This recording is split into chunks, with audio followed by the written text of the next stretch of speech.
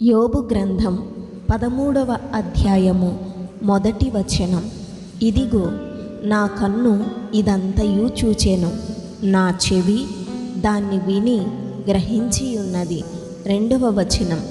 మీకు తెలిసినది నాకును తెలిసేయున్నది, నేను మీకంటే తక్కువ జ్ఞానము గలవాడను కాను.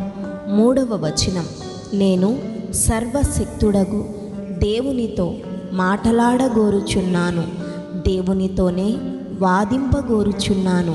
4వ వచనం. మీరైతే అబద్ధములు కల్పించువారు, మీరందరూ పనికి మాలిన వైద్యులు. 5వ వచనం. మీరు కేవలము మౌనముగా నుండుట మేలు, అది మీకు జ్ఞానమని ఎంచబడును. 6వ వచనం. దయచేసి నా వాదము వినుడి, నేను ఆడు వ్యాజ్యము ఆలకించుడి. 7వ వచనం. దేవుని పక్షముగా మీరు అన్యాయవాదన చేయుదురా? ఆయన పక్షముగా మీరు మోసములు పలుకుదురా? 8వ వచనం. ఆయన ఎడల మీరు పక్షపాతము చూపుదురా? దేవుని పక్షమున మీరు వాదింతురా? 9వ వచనం. ఆయన మిమ్మును పరిశోధించుట మీకు క్షేమమా, లేక కడునరులను మోసము చేయునట్లు మీరు ఆయనను మోసము చేయుదురా? 10వ వచనం. మీరు రహస్యముగా పక్షపాతము చూపిన ఎడల నిశ్చయముగా ఆయన మిమ్మును గద్దించును. 11వ వచనం. ఆయన ప్రభావము మిమ్మును భయపెట్టదా? ఆయన భయము మీ మీదికి రాదా? 12వ వచనం. మీ హెచ్చరిక మాటలు బూడిద సామెతలు, మీ వాదములు మంటివాదములు. 13వ వచనం. నేను మాటలాడేదను, నా జోలికి రాక మౌనులై ఉండుడి. నా మీదికి వచ్చునది ఏదో అది వచ్చునుగాక. 14వ వచనం. నేనెందుకు నా ప్రాణమును ఎరగా చేసుకొనను గాని ప్రాణమునకు తెగించి మాటలాడేదను. 15వ వచనం.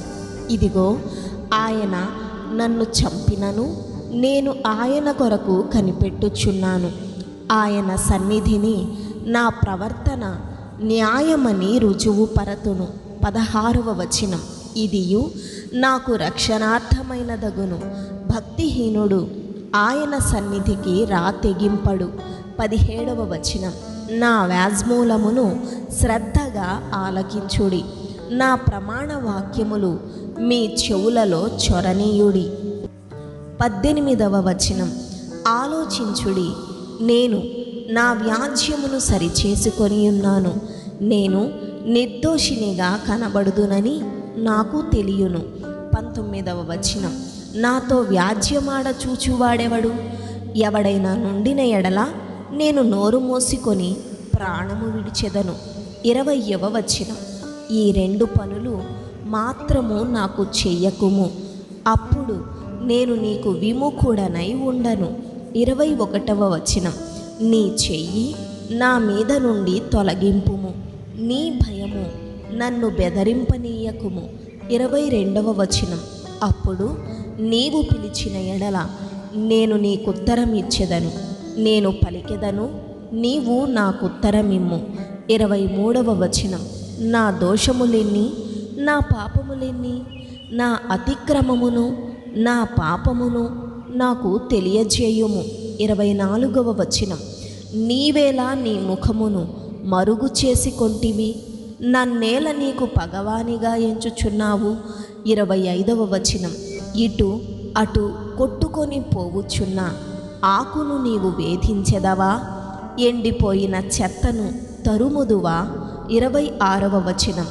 నీవు నాకు కఠినమైన శిక్ష విధించియున్నావు, నా బాల్యకాలపు పాపములను నాకు స్వాస్థ్యముగా నీవు విధించియున్నావు.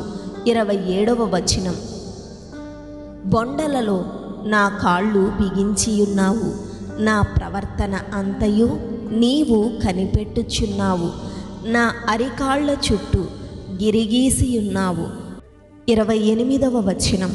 మురిగి క్షీణించుచున్న వాని చుట్టూ, చిమ్మట కొట్టిన వస్త్రము వంటి వాని చుట్టూ గిరిగీసి వానిని కనిపెట్టుచున్నావు. ఆమేన్.